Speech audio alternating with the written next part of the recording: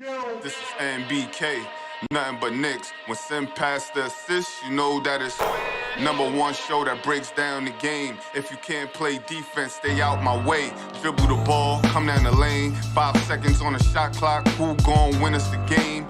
You wanna hear Nick updates and trade rumors? Post-game reviews, this the place to tune in. So tell a friend just to keep the ball moving. Like the page if you feeling the movement. Every game we coming to win. Give us a sub like a player that came off the bench. This is NBK, nothing but Knicks.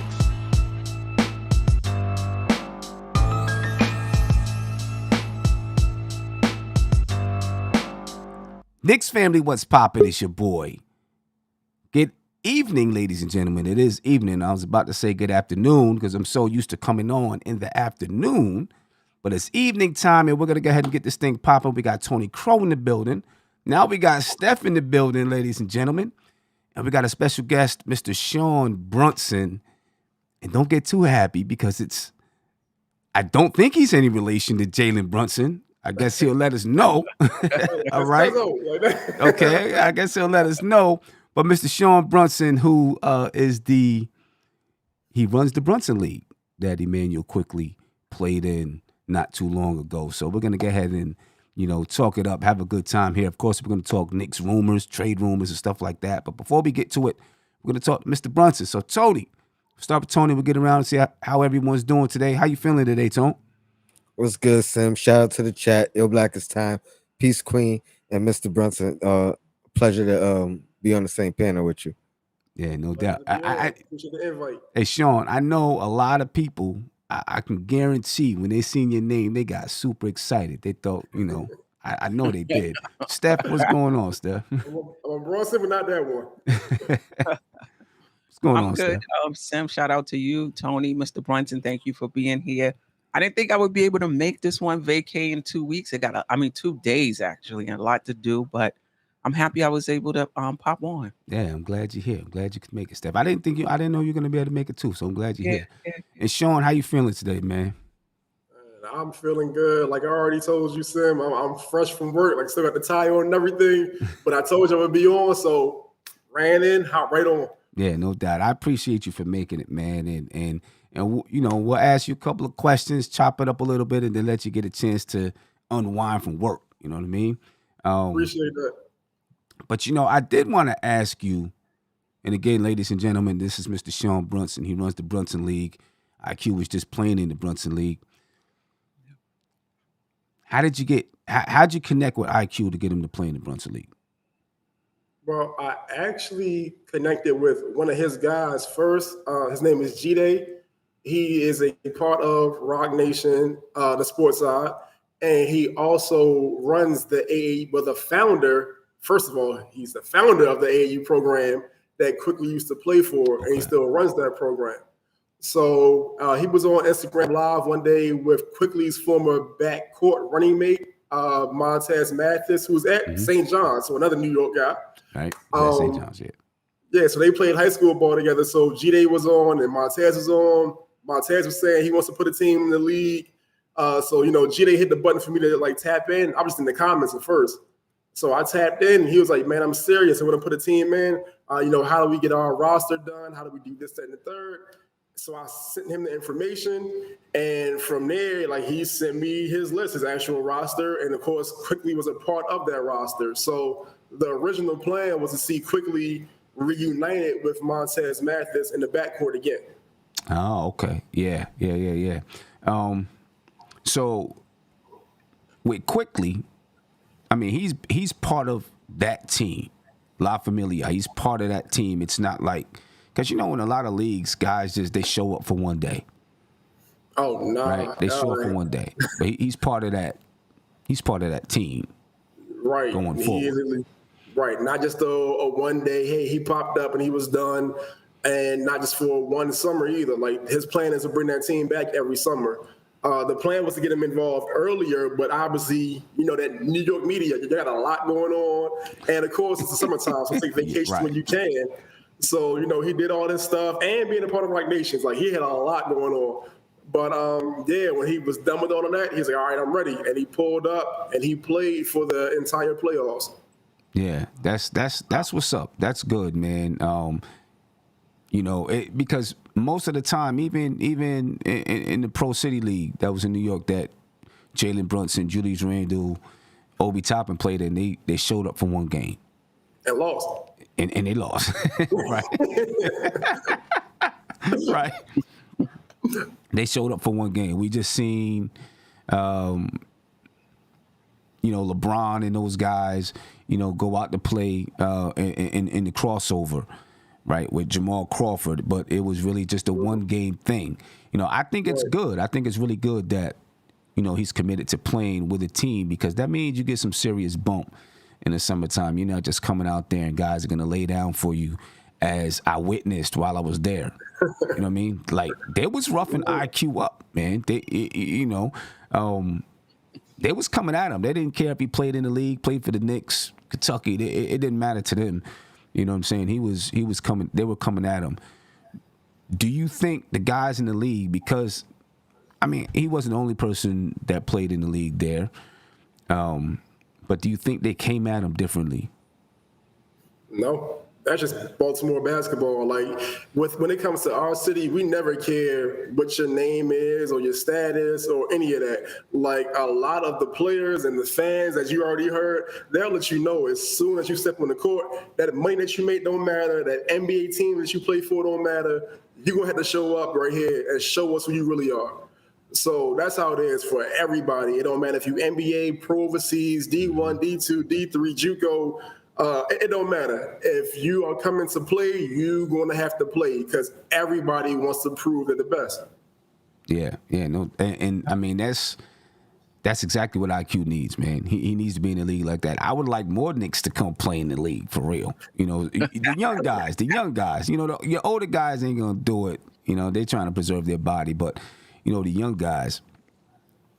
For me, my thing is mainly, like, I love the fact that guys like, Quickly and Quinn Cook and Bones and all them, they play in the league. But for me, it's about those guys who understand that it's more than basketball. Like, thankfully, my league does provide top-notch competition. But I love the fact that guys like Quickly understand that beyond basketball, the impact you have on the community by simply doing what you do best and what you do naturally.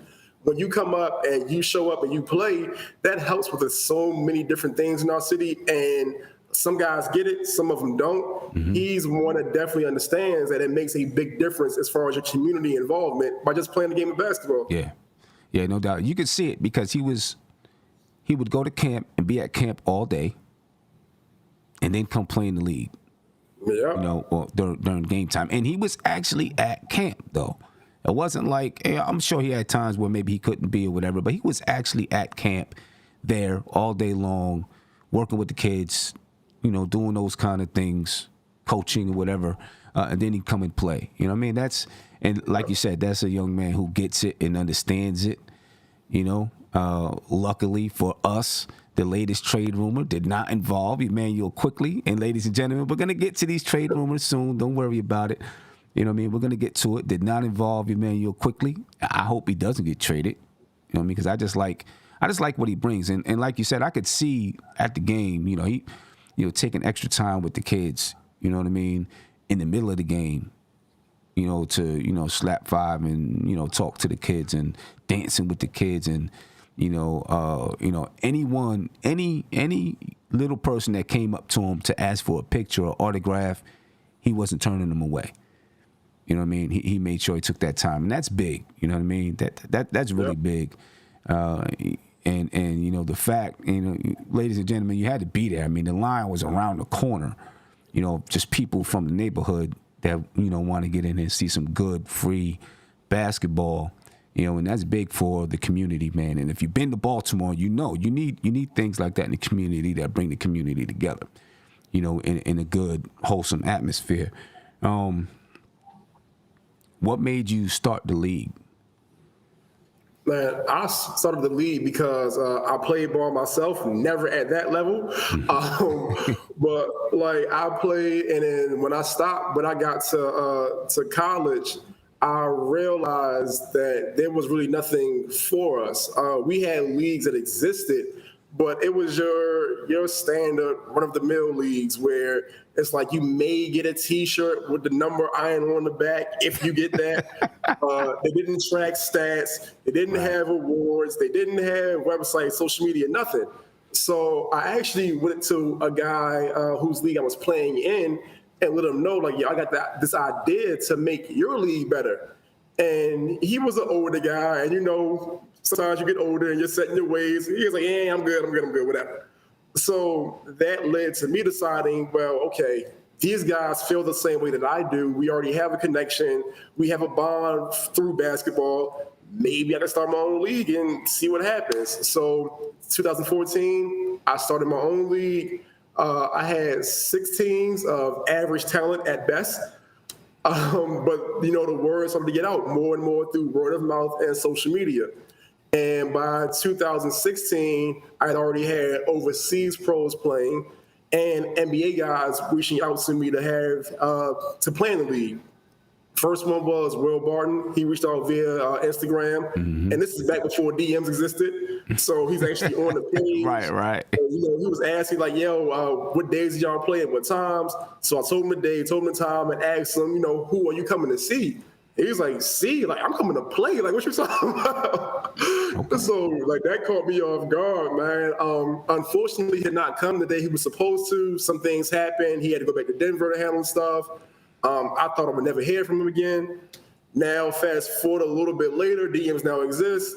He sends me a DM, and he's like, "Hey, just so you know, I'm not trying to play one game. I want to put a team in." And 2017, he had a team, and they were in the league. So it just took off from there year after year.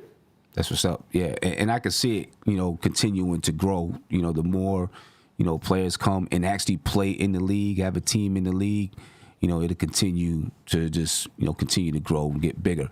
I overheard you talking the other day about G League scouts and things coming to the league. How many G League scouts have you had come to the league, talk to players, and try to pull some guys out of that league that may not have had the chance? Off the top of my head, scouts from the Bulls, the 76ers, the Warriors, Knicks, some other teams that, of course, I can't remember at the moment. But, yeah, it's been about 5 to 8 different NBA scouts who have come out. Oh, Wizards, the local team. About 5 to 8 scouts that have come out. And it's like, they'll ask about who's number 20 on the black team. Like, Shorty could go. Is he still in college? Is he eligible? Like, what's the deal with him? And it started off with just like one of them, and I give them that basic information, and then it was 2, then it was 3, then it was 4. And they were just asking and asking and asking more and more. So more and more scouts are now coming, and they're discovering guys that, you may not know, but they see them in there playing against these other pros. And it's like, yo, this kid can really hoop. Like, I want to bring him in for a tryout or bring him to the combine and see how he delivers, when it comes to this environment now. Does he still show up? Let me see how he looks here. Yeah. So it becomes something that gives these guys even more opportunities that they didn't even realize that they would have. I didn't realize they'd have. Yeah. Nah, that's dope, man. That's really good. And with the style of basketball that you guys play in the Brunson League, and there's other leagues that play, that style. You play serious basketball. The fact that NBA players are coming and actually putting a team in and playing on that team, just raises the competition level, raises the stature of the league. And, I think it's great, you know what I mean? Because there's so many leagues out there that guys just come and run up and down the floor. They're not really playing hard. But this is one where someone was, looking at IQ and highlights in one of the shows I had, and they were like, why is IQ playing so hard? And I was like, he has to. You know what I mean? Like, these dudes are D'ing up. He can't just sit back and not play, or he's really going to risk injury. You know what I'm saying? So, kudos to you for the league, man. And I want to try to, I'm stick around. I live in Maryland. I'm not in New York. I'm in Maryland.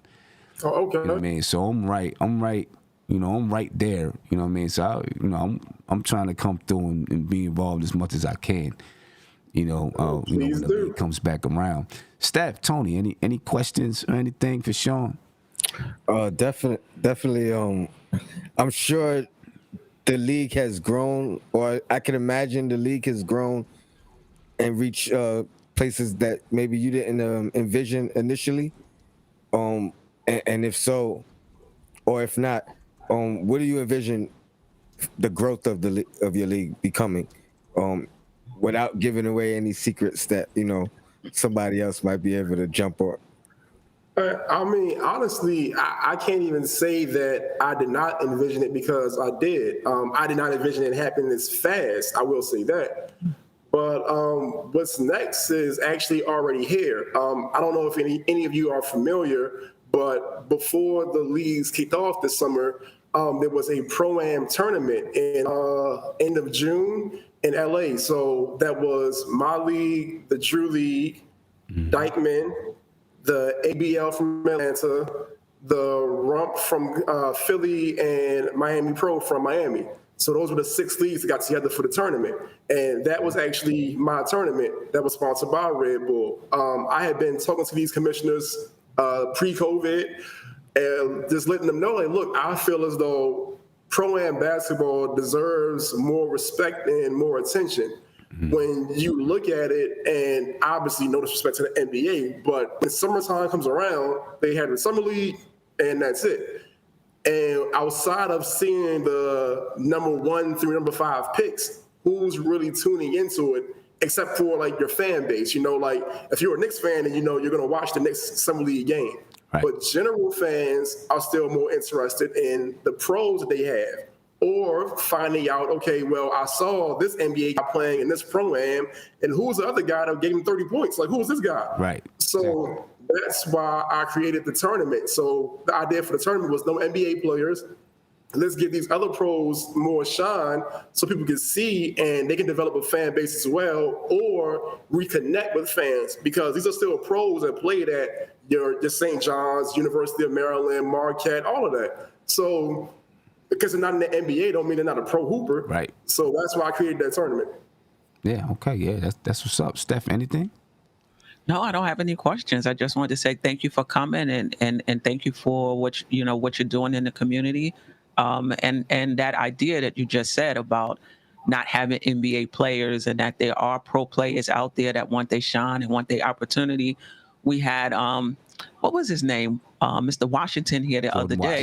Jordan Washington. Jordan Washington, and he graduated from Iona. I don't know how many years ago, and he's still trying to get into the NBA, trying to take his game and his career to another level. So that's just another opportunity. A lot of times we think if a guy's not in the NBA, that's it for them.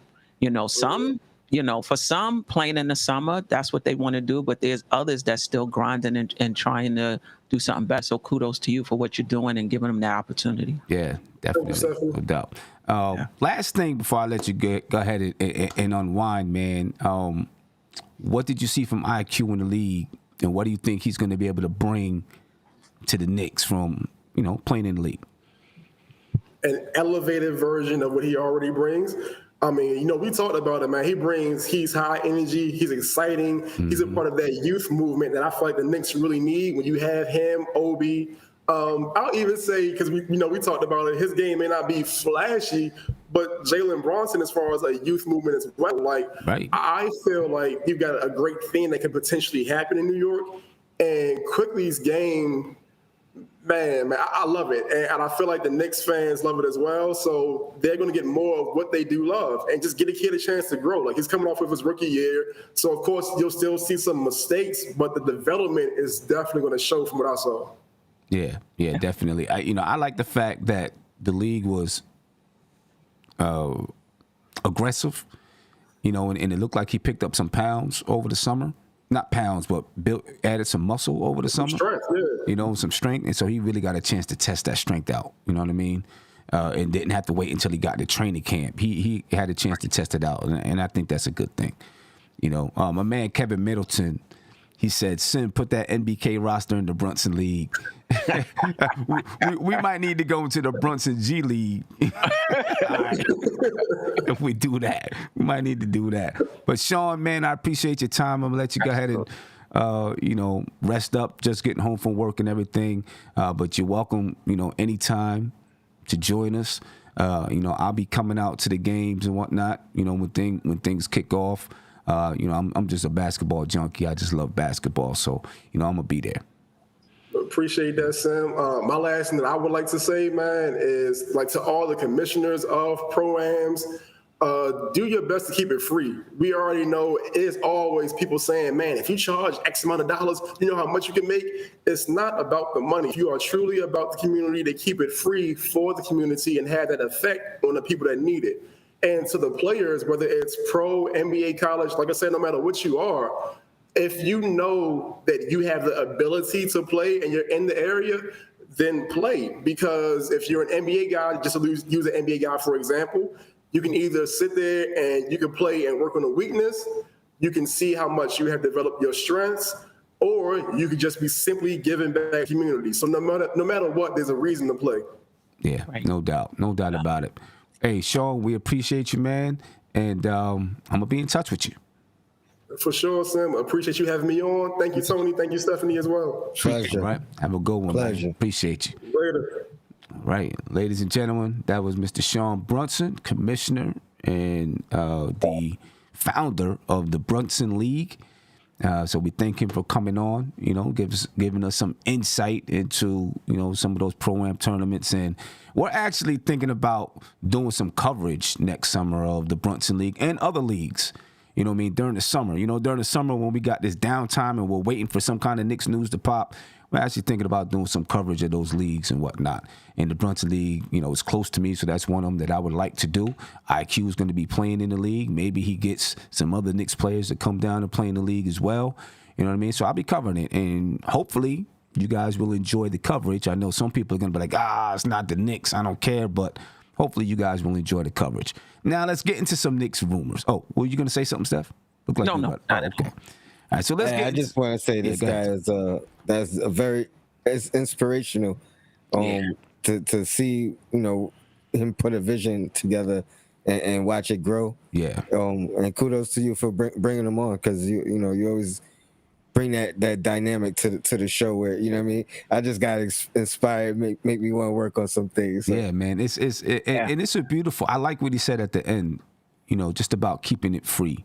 Because it is important, man. Because most of these kids, especially when you got NBA players coming through, a lot of these kids where they're not going to be able to go out and see an NBA game or ever have a chance to get up close and personal with one of these players. Right. You know what I'm saying? And when this is available for them to just be able to go and see some good basketball, see a couple of NBA guys play, you know what I mean? That means a lot to these young kids. Right.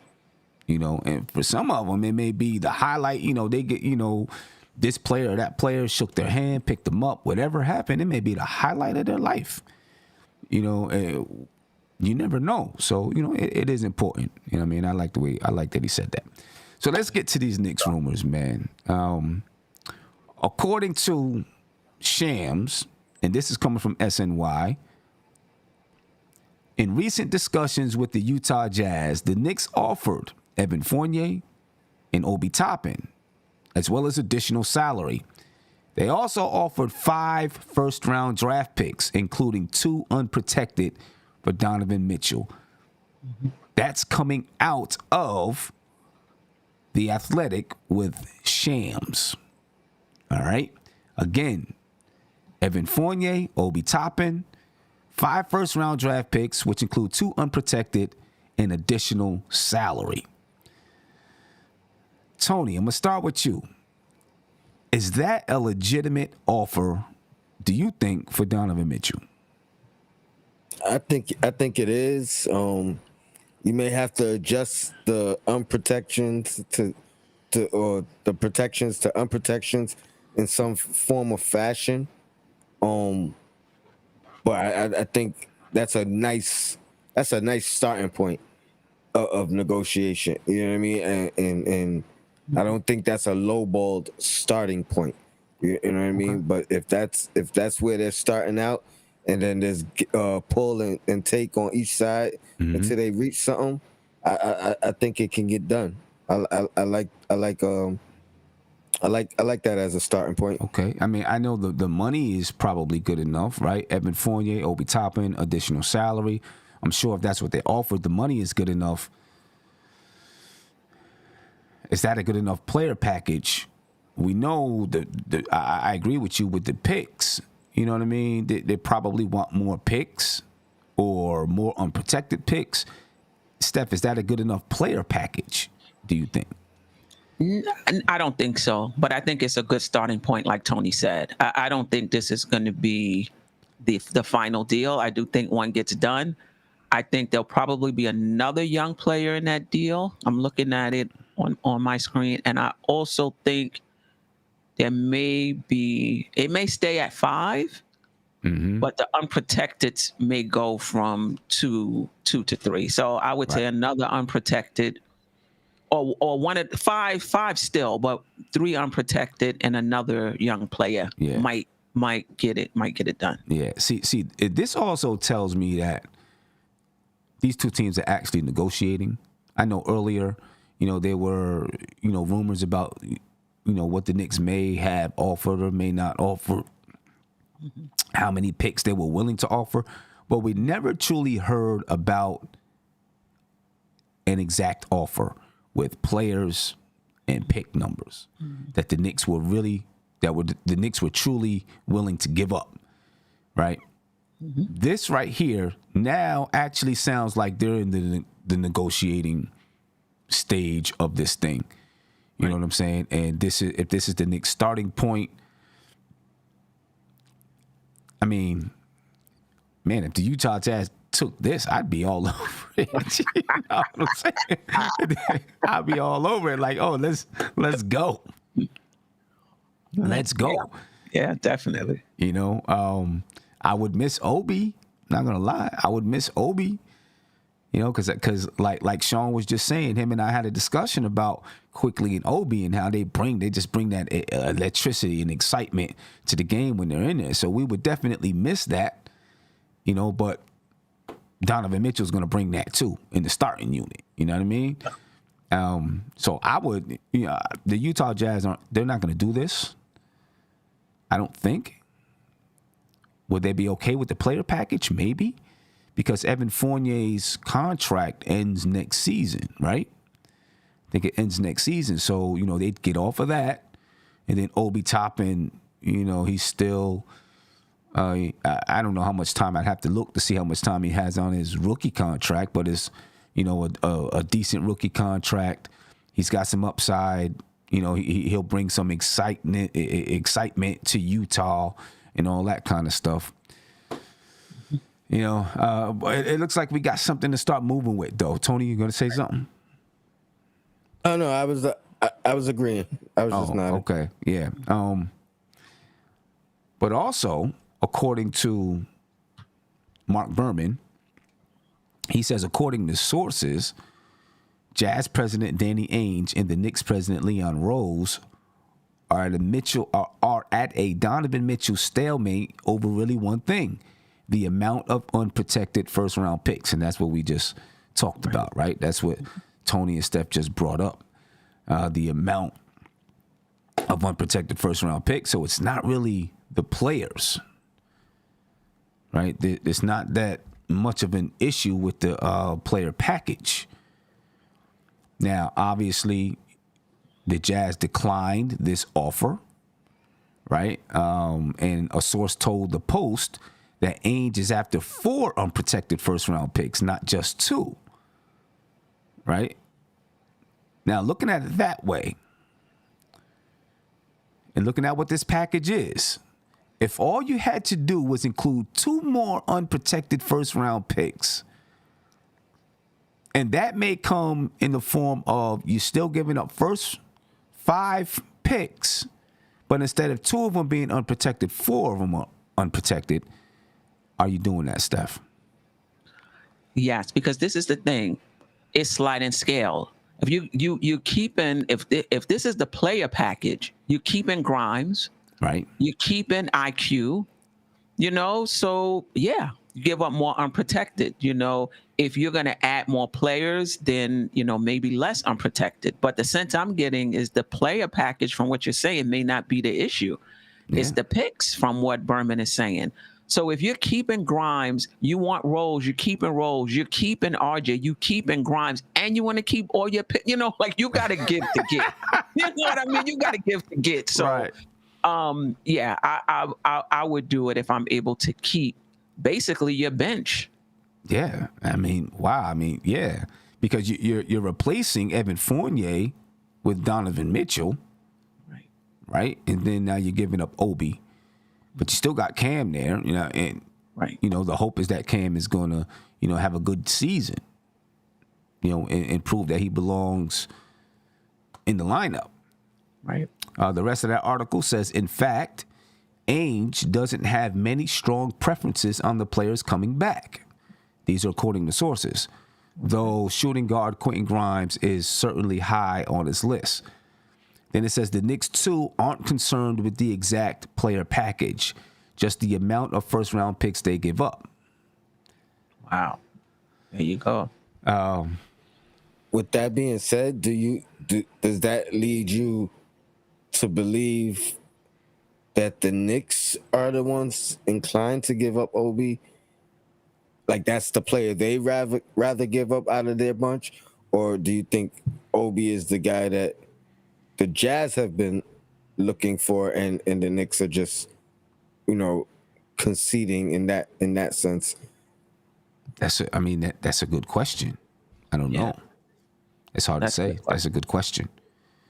I would say that I heard reports, I think weeks earlier, that the Knicks were willing to include Obi in the trade. Right. But when it came to Grimes, no. When it came to Derrick Rose, no. So yeah, I mean, part of it could be how much time is he going to get behind Randall.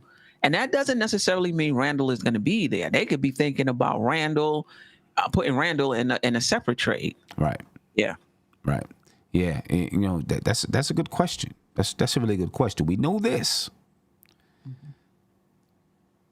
And according to Mark Berman, while Grimes is a favorite of Thibodeau, Tom Thibodeau is happy to place R.J. Barrett alongside Brunson and Mitchell. Right?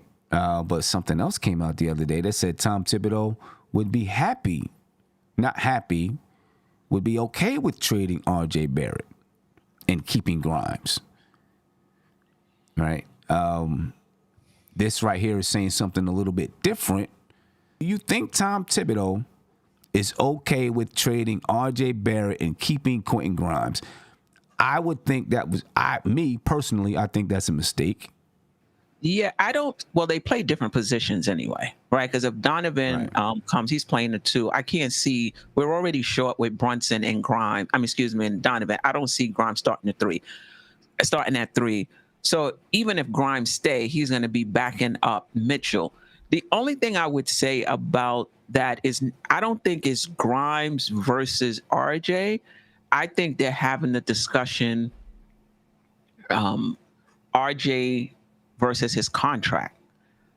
So I mean, and I brought this up on the show with Freezy. If you're a front office, if you're a competent front office, you have to have this conversation. If we bring in Donovan Mitchell, do we want to play RJ $27 to $36 million to possibly be the third option?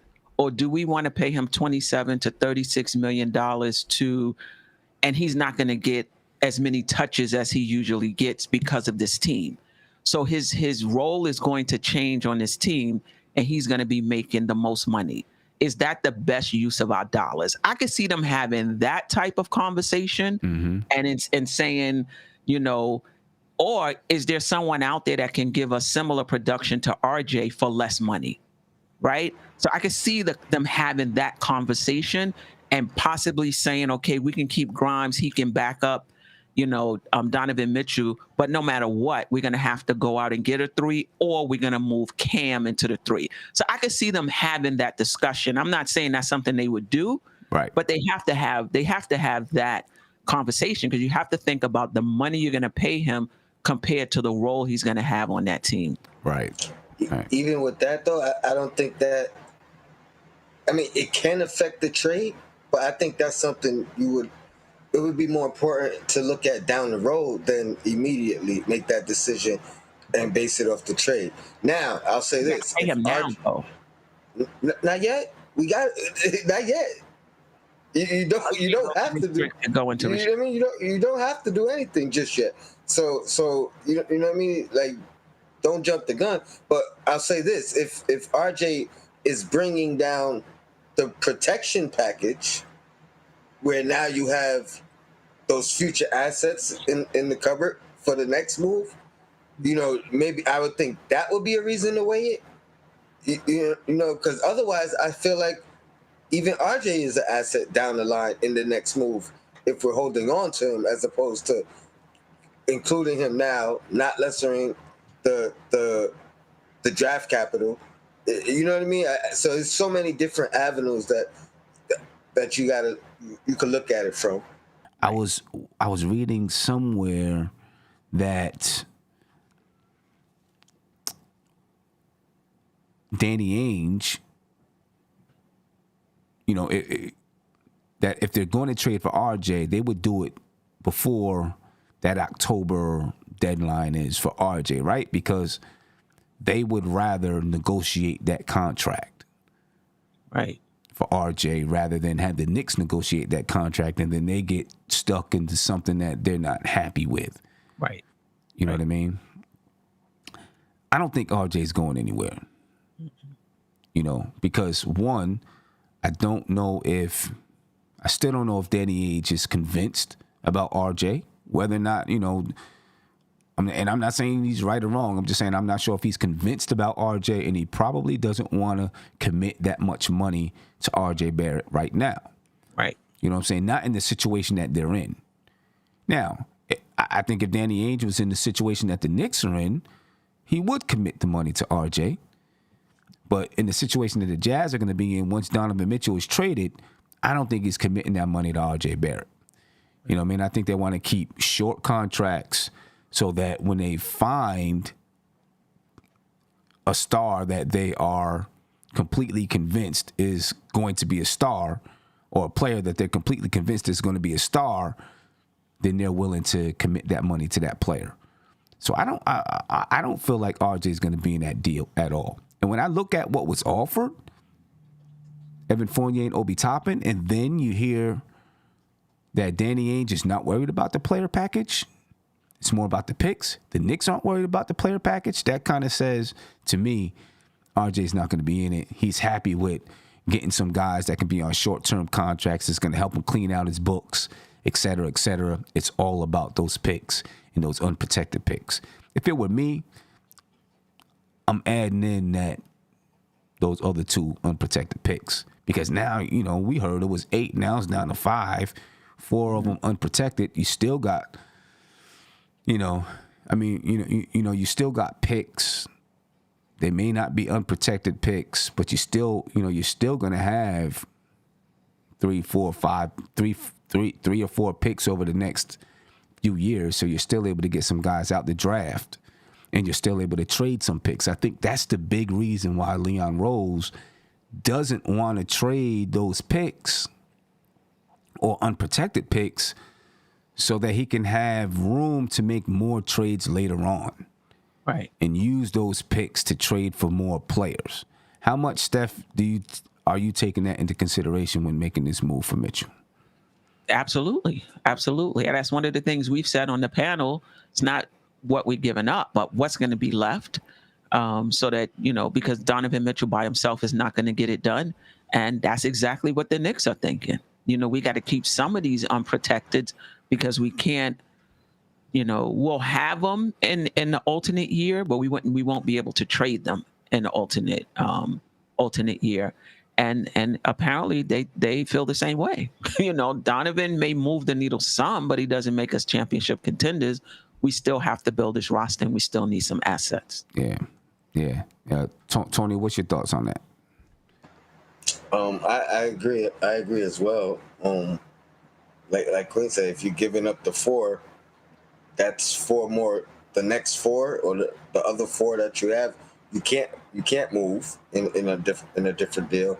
And then the only thing that becomes available are the the other 4 protected, or 3 protected. If we're giving up 5, we have 3 protected picks left, and the other 4 unprotected in the next 8 years we can't touch. So even if we are trying to do something later, it's going to have to be 8 years down the line, and I don't even know how far ahead you can trade picks. I mean, maybe once you do one deal, that the next deal doesn't affect it, and you can start trading in advance, or down the road. But that might be our only option, or basing it off of we're holding on to more young guys. Maybe some of these young guys develop to the point where they become more valuable assets in a future deal. But if the idea is the next guy we get after Donovan needs to be better than Donovan, then I would think what we have left needs to be more than what we gave up. You know, the only thing I would say about that is different teams prioritize different things. Danny Ainge is prioritizing draft picks. Brooklyn is prioritizing a star, a budding star, or, you know, what have you. So it depends on the team you're trading with. You know, are they going to prioritize picks, players, a little bit of both? Yeah.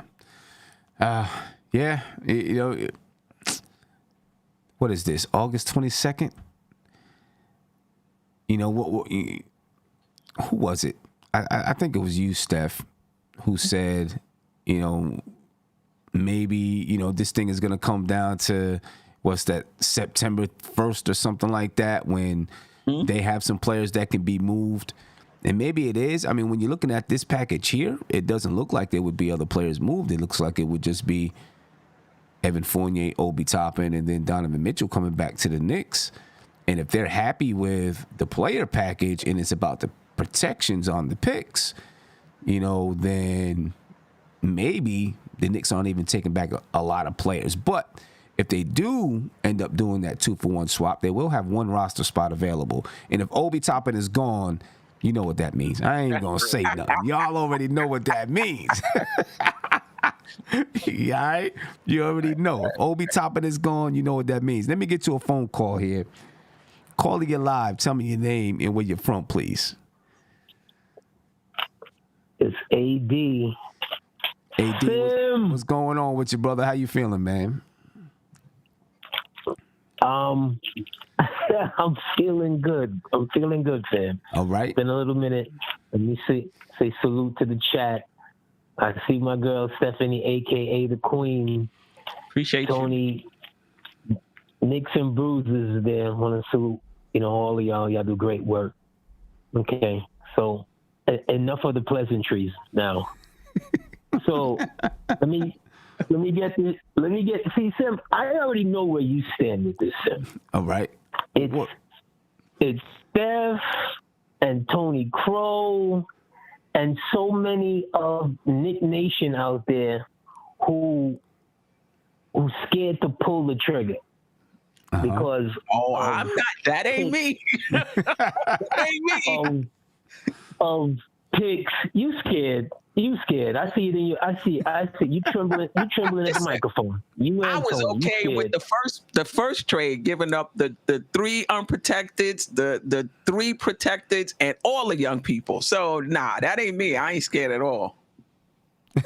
Well, that's how I felt when I heard you, Steph. And I know Tony's scared, you know. So, but here's my thing. When I hear people talk about what's going to be left after, right? They sound as if that it's only one way to improve the team, by trades. When do the Knicks make these kinds of trades? It's once every millennium. Right. Once every millennium. If we've seen over the last couple of years where stars have picked up and left their team via free agency. Right. That's what Donovan Mitchell is supposed to bring to your team. He's supposed to bring to your team a level of trust to guys outside of the organization and be like, the Knicks went out and got him. Donovan was cool with that. We can sign there. We don't have to necessarily have 4 more picks and 5 more players to make a trade. Because then we would have nothing. That's, you know what I'm saying? That's so when I hear the critique as far as not wanting to, or we holding up because we don't want to get fleeced by Ainge, because Ainge is this super great general manager, because his boy was the general manager in Minnesota and gave him KG, and that's how he got his championship. Like, let's calm down with all of this.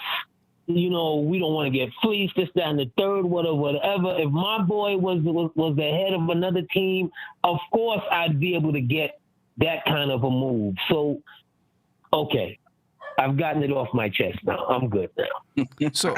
But how else do you think the Knicks would be upgrading the roster if it's not through trades?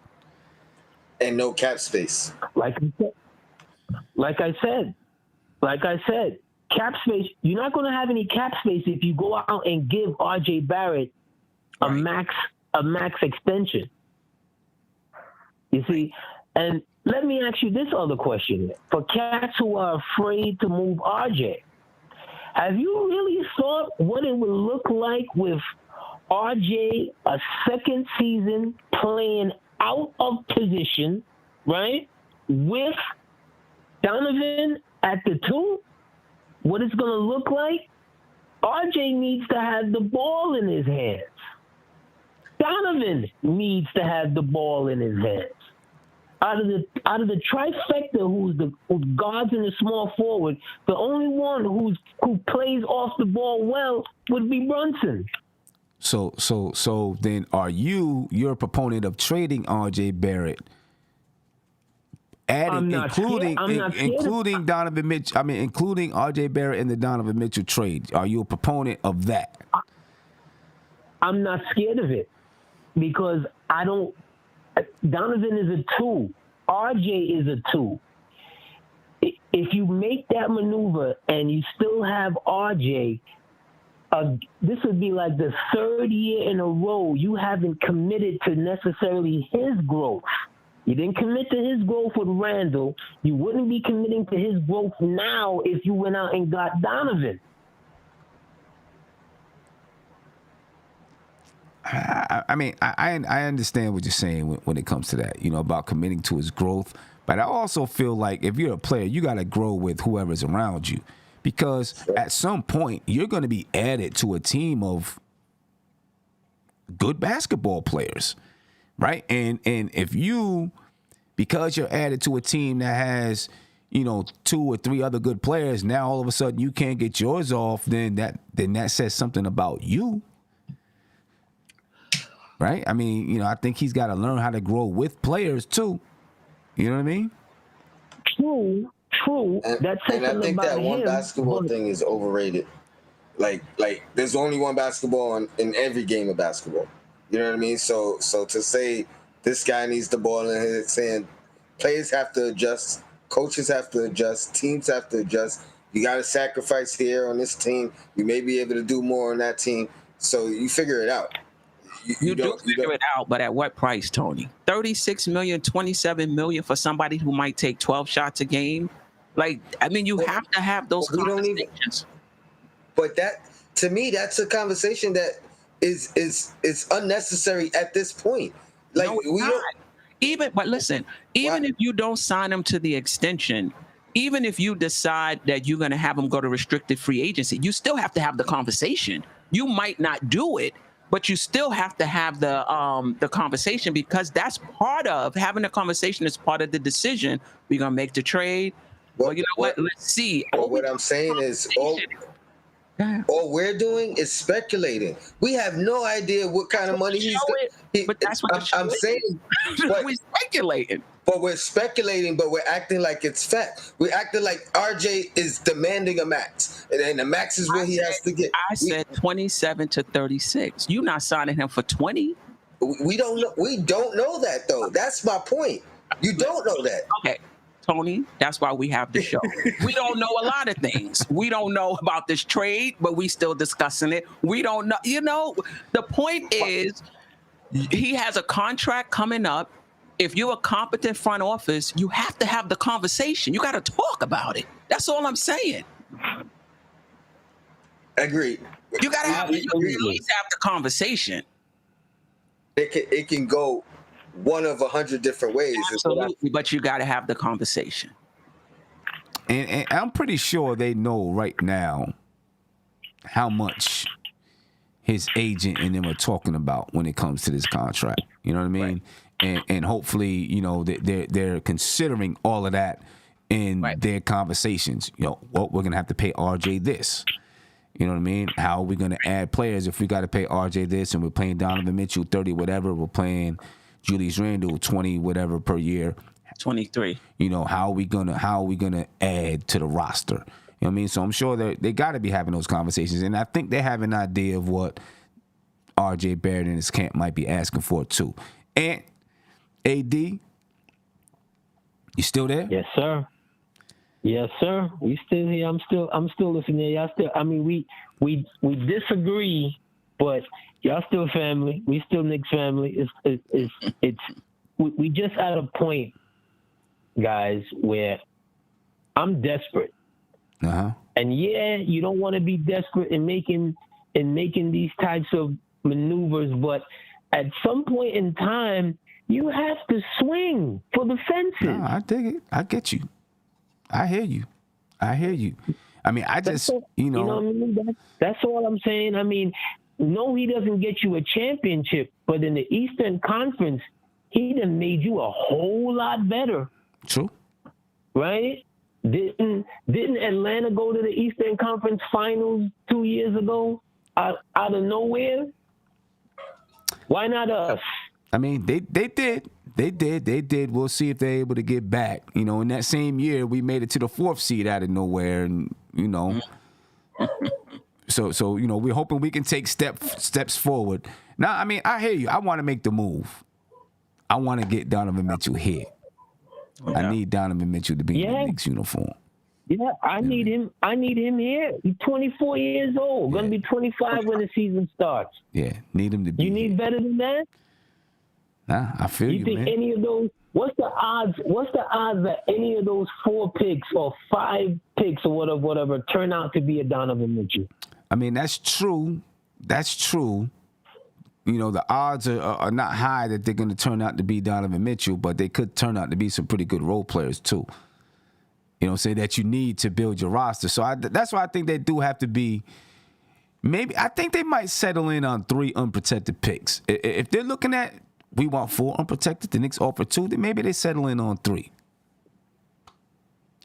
You know, and all right, we'll see. Get it done. But anyway, I ain't gonna hold y'all up any longer. Knicks family for life. Y'all know what it is. Appreciate you, bro. Appreciate it. Yeah, ladies and gentlemen, I'm sure we're in for a couple more weeks of trying to figure out what's going to happen with Donovan Mitchell and the New York Knicks. Let me get you another call. Caller, you live. Talk to me. What's going on, Sin? What's going on with you, my man? How you feeling? I'm all right. So give me the quick rundown. I just caught the show. I mean, the quick rundown right now is that the rumors out there, according to Shams, that the Knicks offered up Evan Fournier, Obi Toppin, additional cash considerations, and 5 first-round picks, with 2 of them being unprotected. Yeah, like I told everybody, Danny wants the 4 unprotected picks. He don't want those extra 3. Those are protected. He don't care for that. He want the 4 unprotected Knicks pick 2023, 25, 27, and 29. Sam, Donovan Mitchell is good, but to give up all of that, no. I'm not going that far. Because, again, Randall's here to stay. I just want people to get that through their head. Randall's here to stay.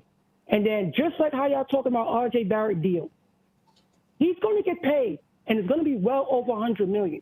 So we have to prepare for that. Because if you thought Brunson getting $100 million, what do you think he's going to get? But let me ask you this, though, Mark. Let me ask you this, because you're saying no, you don't want to give up 4 unprotecteds, right? Not 4 unprotected. Yeah. So if you're not giving up 4 unprotecteds and you're keeping RJ, and you know you got to pay RJ, so now you are rocking with Jalen Brunson, RJ Barrett, Julius Randle, right? That's who you're rocking with. You know what I'm saying? Yeah, but that's what.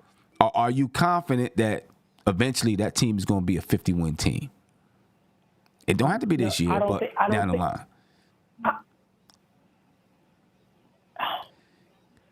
Down the line, it all depends. Is it enough that team is going to grow into a 50? And then, of course, you still got IQ and Obi coming off the bench. You got Grimes coming off the bench. Wait, this is Robinson. Donovan Mitchell on the team? No, this is without Donovan Mitchell. You're saying you don't want to give up those unprotected picks. So you don't give up those unprotected picks. You don't give up 4 of them. So now you know you're rocking with Jalen Brunson, RJ Barrett, Julius Randle, Mitchell Robinson, Evan Fournier, Quentin Grimes, Emmanuel Quickly, Obi Toppin, Isaiah Hartenstein. You know that's who you're rocking with, right? Derrick Rose, Cam Reddish. That's who you're rocking with. Are you confident in the future that team has enough talent to bring you 50 wins, 50-plus wins if you don't make that trade? Are you confident that you're getting 50-plus wins with that team? I'm not confident, but what I could say, that could be a 45 to 48 if everything goes well and all the players improve. Right. I'm not talking about this year. I'm talking about in the future, though. No, I'm talking about down the line. Down the line. Down the line, we're confident. So down the line, you're confident that team can get you 48 wins down the line. 48. We're trading for Donovan Mitchell now can probably get you 47 this year. Yeah, but you see, the thing is, when you say if you give up the 4 unprotected picks for Donovan Mitchell, right? Who saves the deal's Obi, the 4 unprotected, and fillers, because that's what it would be. Because they're not taking back really any contracts. No, I mean there was listen. From the reports that are out there, they're not worried about the player package. So it seems like they're okay with Evan Fournier and Obi Toppin. Okay. So I was thinking the other day, would I give up RJ and 2 unprotected picks and two extra firsts, one of those protected ones? I would do that to acquire Donovan Mitchell, because that gives me more room to improve my team. So, but we're not talking about what the Knicks are trying to do. What the Knicks are trying to do, they're looking for room to improve the team. I understand what they're trying to do. I understand what they're trying to do. But what I'm asking is, if you don't make the trade because the 4 unprotected are too much, does this team have the ceiling to prove you right? You dig what I'm saying? Does this team have the ceiling to say, you know what, you was right. We didn't need to trade for Donovan Mitchell and give up 4 unprotected picks, because this team is good enough. This team is really, really good to the point where now we can make another move here that gets us over the top. Does this team get to that point? See that, because even with it's hard, because I would love to see what the season would look like for me to get a proper like hold on, like, okay, I can roll with this team, improving and getting better by wins each year. I would be cool with doing that. But acquiring Mitchell for 4 unprotected, and if things don't turn out, that will hurt the Knicks so bad down the line. But we still have every other year, though. Right. You still got. It's not like no, but you see, I understand that. I understand that. But those 4 unprotected is very vital to the team. That's why the Knicks are not wanting to give that up. We get that. We understand that. But you got every other. The thing is that you can't trade those in those other years. You can't trade them. But you're still going to draft the player. Once we give up those. But check it out though. You can draft for the team. You can draft the player and then trade the player. Right. Well, that depends on if we're trading those picks, what we will get, or what or what's in front of the table for us to trade the pick to get. So I can't really speak down the line. I'm only speaking on for the, but this year and what those possible picks, what those possibly could do for us as of right now, as a team as a whole, where we could steadily improve. But Mark, that's exactly what he just said. He just said that. Those 4 picks the year we picked, you can't move them outright. You can draft for the team. You could, like, whoever they would have picked, you just pick them for them. And then trade that player. I mean, you can't, you can't do that in the future. But you can't do it in the future. You could do it just for that year. You can do it for that year. You know what I mean? But it still gives you some maneuverability to be able to bring in a player. You know, you may just have to wait a little bit longer, wait till that draft or whatever it is. You know what I'm saying? Yeah. I just wonder, when people are saying, don't give up the 4 picks, and I understand wanting to try to hold on to as much as you can so that you can make moves in the future. Okay. But is this team going to get to a point where this team as currently constructed, what is the ceiling of it then? You know what I'm saying? Without Donovan Mitchell, what is the ceiling of it? And are you missing an opportunity? I think after this year, right, if this year goes decent enough and you see like steadily consistent improvement, you could say this team is a team that can not compete for a playoff spot, like where you suddenly improvement, and then as the years go by, you can add on players with what you got, with the ammo you got, and you're hoping. See, the thing is, we're in a rock and a hard place because we got 2 players that we're hoping to be steady enough where we could feel confident going into games that these guys can go against other guys on a consistent basis. So it's just like getting Donovan Mitchell would be the move, but you cannot move that amount of draft capital. You see, the 2029 is the pick that I would rather keep. If it's 3 unprotected and to get Donovan Mitchell, I would do it. Like I would do it. But 4, I'm not giving up that 2029. I said that throughout the whole Knicks community. That 2029 is staying with me because if anything happens down the line, I can have that for future reference because anything can happen in this league where players say, okay, I'm done. I want to get moved. So we have to also protect ourselves. So we'll have 28 and 30. Like, why 29 is the important one? Right. You're going to have 28 and you're going to have 30. Because those are unprotected. But what I'm saying is, what makes 29 more valuable than 2028 and 2030, which is unprotected, and 2030, which is unprotected? Okay, because how the trade will go is every other pick. Right, but what makes 29 so special? That's what I'm saying. Because it's like you can have that at the end if anything happens. You get what I'm saying? We just wait another year. Anything could happen at any time. Wait another year? I don't know how. Listen, I don't know. I get what you're saying. He doesn't re-sign with us. He doesn't re-sign with us or whatever. We don't have a draft pick that 2029. I guess that's the year that he's up for a contract extension. If he doesn't re-sign with us, hopefully the Knicks would trade him, would know that, and trade him before he gets to free agency. You know what I mean? I mean, they would be smart enough to know we don't have a pick this year. Yeah. Doesn't look like he's going to sign with us. We probably need to trade him and see what we can get, before even aside and trade. I just don't think the Knicks are going to let him just walk and be without Donovan Mitchell and without the 2029 pick. Yeah. Let's see. Hey, so Mark, I'm going to let you go, man. We got some people trying to call in, but I appreciate you. All right, I appreciate you. Right, and another thing that I think people forget about is, barring injuries, you'll probably be able to move Donovan Mitchell if it got to that point and it's not working out. You'll get some of those picks back, in my opinion. Right. You know what I'm saying? So it's not like when you're making a trade for Donovan Mitchell, it's not like you're not going to be able to get some value for him on the market if you had to. Right. You know what I'm saying? So if it just all blew up, you're like, you know what, we got to make a move. By the time you know that it's blown up and it's not working, he'll be 28, 29, just entering his prime. Right. You know what I'm saying? Right. So, now you'll be like, barring injury, of course, But now it's like, you know what? We got this guy that's just entering his prime. By that time, he's probably right towards the end of his contract. So you may even be able to get, you know, I mean, it could be a lot that you can do to bring back some of those picks.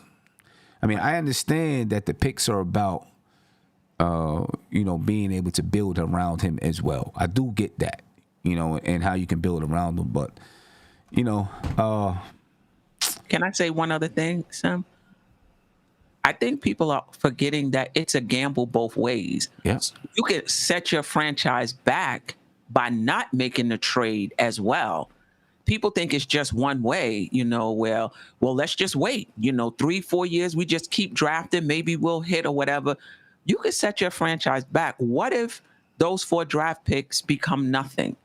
You know, what if the guys on our team don't become stars? Right. And we're still in the doldrums 5 years from now, and Donovan Mitchell has taken another step. We look at here saying, wow, as an organization and as a franchise, we could have been further along. Right. So you can lose both ways. So I get it. We're only thinking about losing now, but you can lose by not making the trade also. Right, exactly. No doubt about it. Louisiana Knicks, thank you for the super chat. He says, salute to you guys. If Utah is good with the players involved and only wants more picks, I think they should do it. Maybe adding 1 or 2 picks would do it. You know, obviously, I think that they would take 2 more unprotected. It's not about adding more picks, I don't think, Louisiana Knicks. I don't think it's about adding more picks. I think it's about you still have 5 picks, but you make 2 more of those picks unprotected, right? So now they have 5 picks, 4 of them are unprotected, and 1 of them is protected, right? I think it's about that, you know? And, you know, maybe, see, to me, the pick swaps, you know, I was going to say maybe Utah would be happy with a couple of pick swaps, but those pick swaps may not mean too much when it comes down to it. You know what I'm saying? You know, those pick swaps, especially if the Knicks are going to be good, those pick swaps probably don't mean anything. Right. You know what I mean? Big shout out to Paris Duggar. Thank you for the super chat. He said, Thibs isn't forced to start or play Grimes. So I'm assuming that's going back to if Tom Thibodeau would be happy or okay with trading RJ and keeping Grimes. No, I mean, no, he's not forced to start or play Grimes, but I think he will because, you know, that's one of his guys now already. That's one of his guys. Michael Parker says, salute Knicks Nation. I feel that the Knicks should make a play for Ben Simmons. He knows that he's got a lot to prove, and I think he'll do better than expected. I respectfully disagree. I think they should stay away from Ben Simmons right now. You know what I mean? I don't know where Ben Simmons is at upstairs. You know? He hasn't played in 2 years. He hasn't played in 2 years. He's making the same amount of money as Donovan Mitchell. Now, could you get him cheap? Yeah, you probably could give up Evan Fournier and somebody else and get him, maybe. But, you know, I don't know if that's a risk right now that the Knicks should take. Has it been 2 years?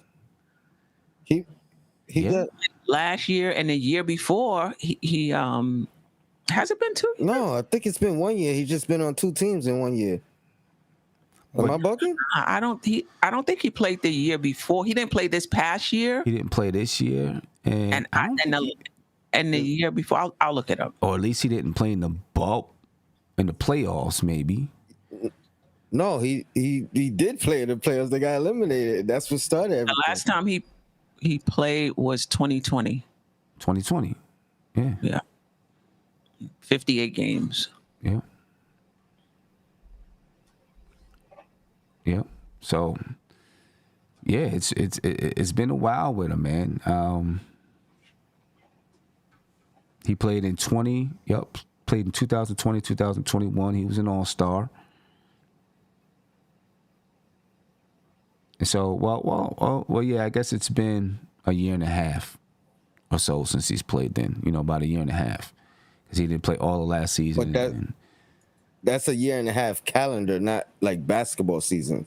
I guess it would be like, basketball season then. Yep. Because he played in 2021. That was after the playoff debacle? Yeah. Because I thought he hadn't played a game since that playoff debacle. He played he played in 2021. He played in the playoffs in 2021.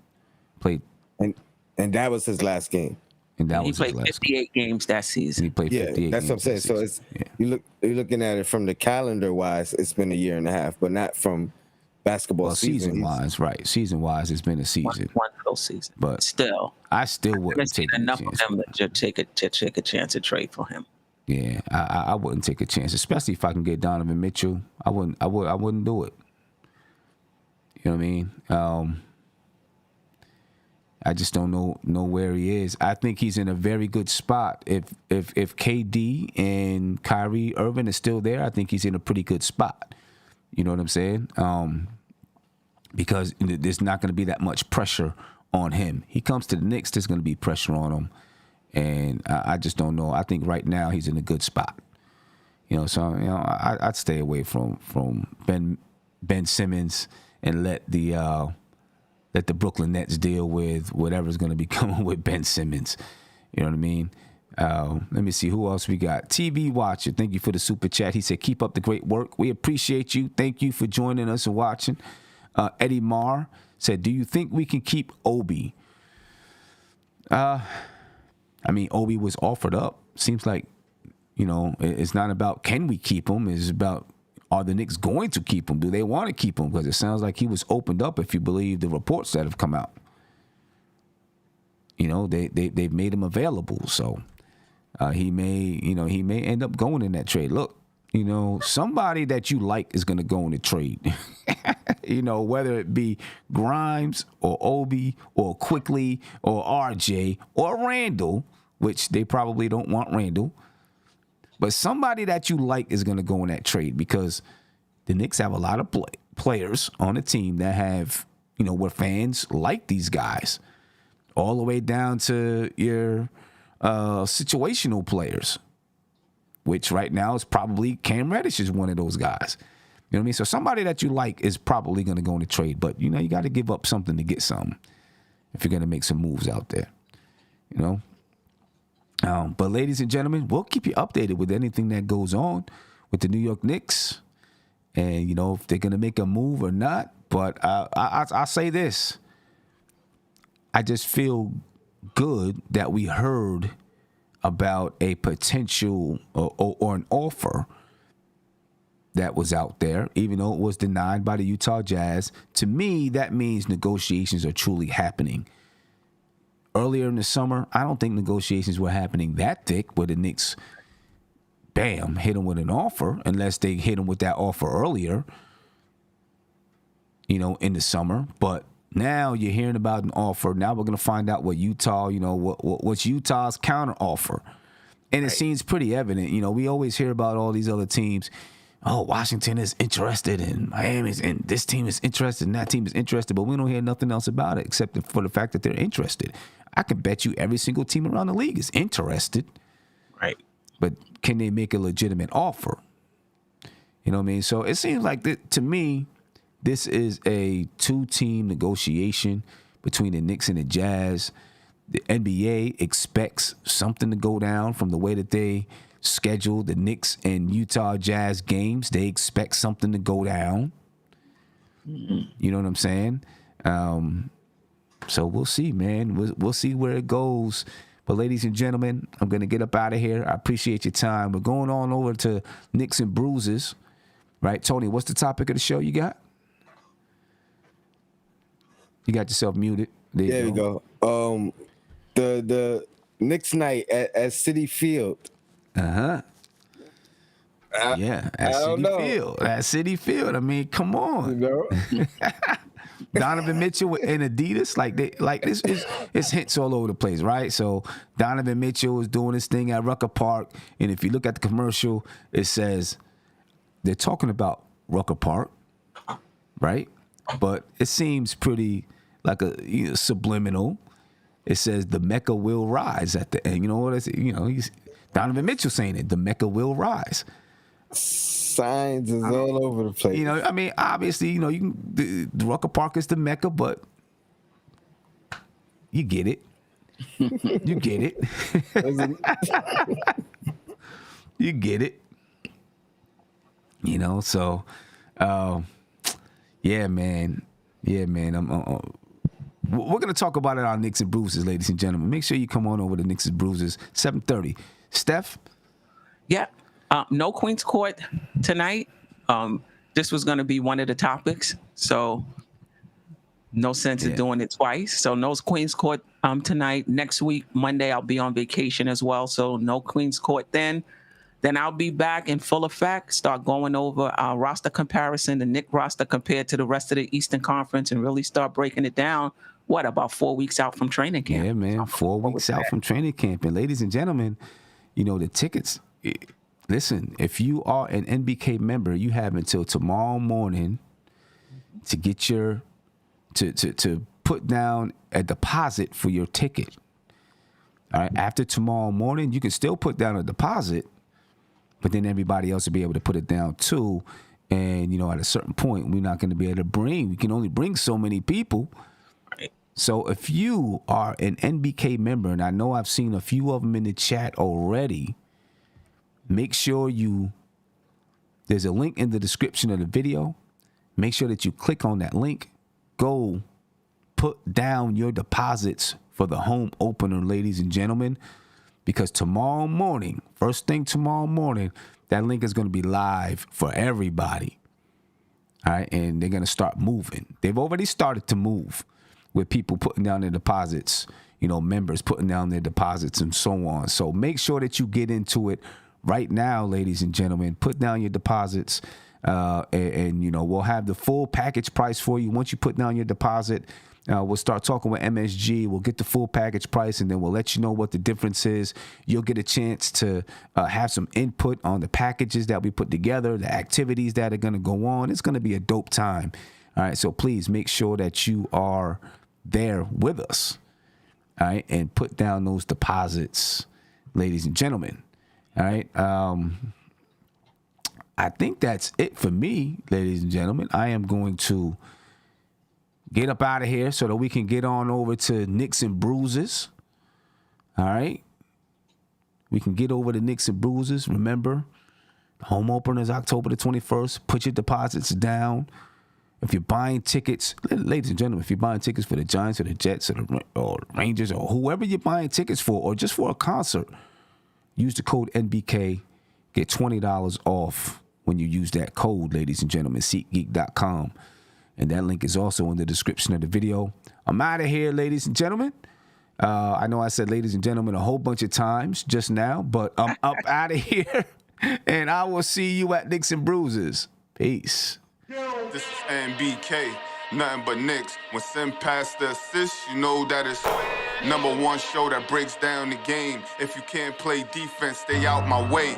Dribble the ball, come down the lane. 5 seconds on the shot clock, who gon' win us the game? You wanna hear Nick updates and trade rumors? Post-game reviews, this the place you tune in. So tell a friend just to keep the ball moving. Like the page if you feeling the movement. Every game we coming to win. Give us a sub like a player that came off the bench. This is NBK, nothing but Knicks.